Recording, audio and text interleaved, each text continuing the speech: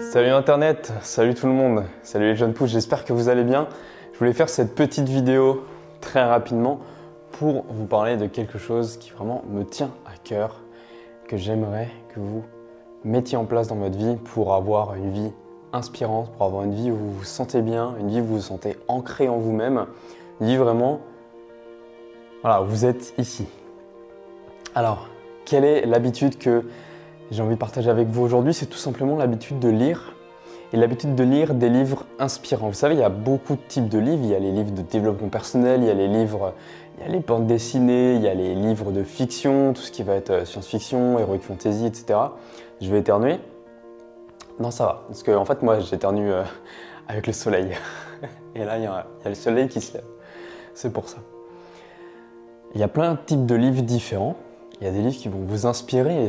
On n'est pas obligé de lire des livres de développement personnel, des livres philosophiques, etc.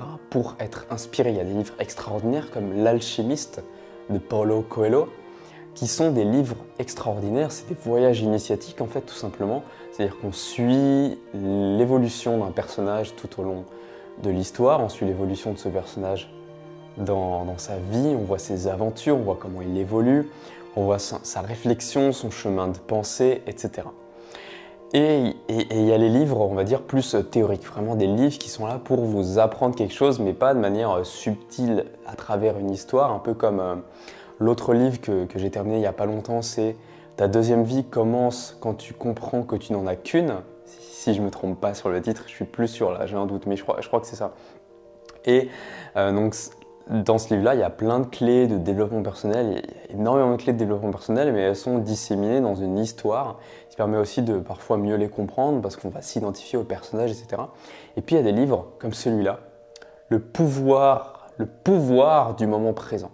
Le pouvoir du moment présent, c'est un livre extraordinaire que j'ai lu au moins 7 fois et je suis en train de le relire, je le lis pour la 8e fois. Parce que à chaque fois que je l'ai lu, j'ai découvert quelque chose de différent dans ce livre. J'ai découvert quelque chose de différent dans l'approche, dans l'écriture. Ça a fait vibrer quelque chose de différent en moi, en fait, tout simplement. Et en fait, c'est vraiment un livre extraordinaire pour ça. Alors, je le lis plus d'une traite dans l'ordre. Avant, c'est ce que je faisais. Quand je lisais un bouquin avant, je le prenais à la première page et je lisais dans l'ordre. Maintenant, je le relis en fait. C'est-à-dire, je vais regarder le sommaire et je vais aller lire les passages qui m'intéressent. Les passages, par exemple, là, j'ai eu envie de commencer par... Attendez, je vais vous dire ça tout de suite, parce que je me souviens plus, alors je regarde en même temps.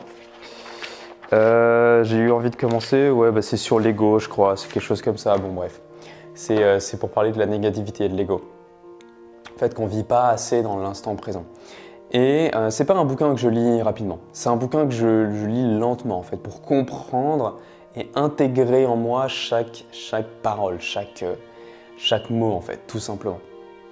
Il y a des bouquins comme ça qui sont puissants, hein, vraiment, c'est marqué dessus, guide d'éveil spirituel, juste ici, là, guide d'éveil spirituel. C'est un livre qui, voilà, si vous l'avez pas lu, allez le lire, il y a un lien dans la description.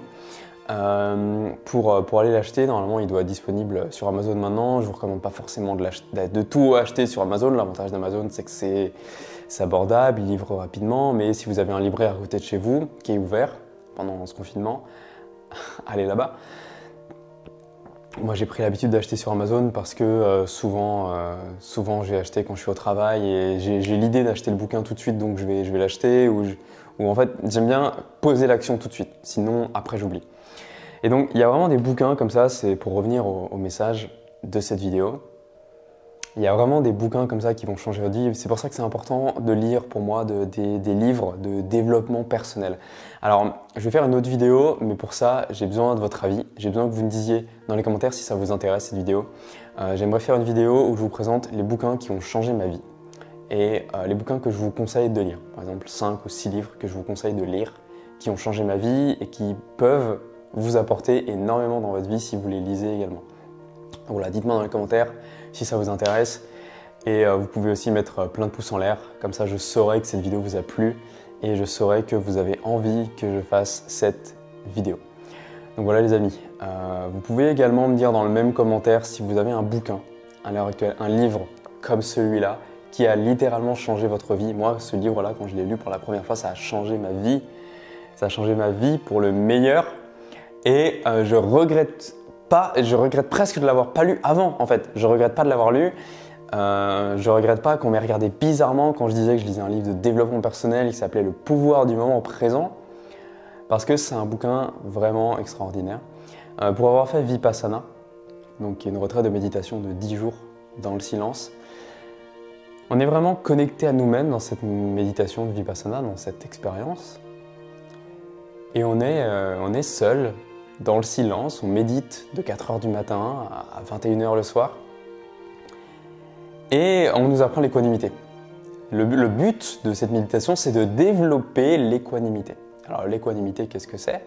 J'en ai déjà parlé, mais l'équanimité, c'est le fait de ne pas s'attacher aux choses, qu'elles soient positives ou négatives.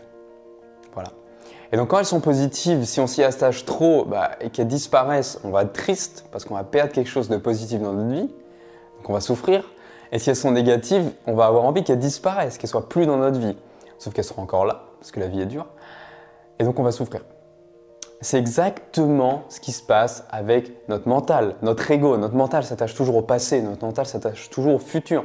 Donc soit quelque chose qui a existé dans le passé, qui a pu nous provoquer soit du bien, soit du mal, mais on s'y attache. On va s'y attacher, on va reprojeter le mental, on va reprojeter le passé dans notre mental actuel. Donc on va reprojeter une émotion positive, c'est bien, hein, ça peut nous donner de la force, mais ça peut nous faire souffrir. La nostalgie, moi j'ai souffert beaucoup de nostalgie. À l'heure actuelle encore, c'est très facile pour moi de me projeter dans un souvenir lointain et de me sentir triste, de me dire c'était mieux avant, j'aimais mieux avant, etc. Et il y a les souvenirs négatifs. Qu'est-ce que j'aurais dû dire? J'aurais pas dû dire ça. Comment mon boss peut me parler comme ça à moi? Pourquoi? Et donc on va reprojeter quelque chose de négatif à l'heure actuelle dans notre vie maintenant. Et c'est pas ce qu'on veut. Voilà, c'est pas ce qu'on veut. Donc les amis, 2 choses à retenir. Ne projetez pas le négatif ni le positif, qu'il soit passé ou futur. N'anticipez pas le futur. Ne refaites pas revivre votre passé. Soyez dans l'instant présent. Le pouvoir du moment présent. Le moment présent, c'est maintenant tout de suite.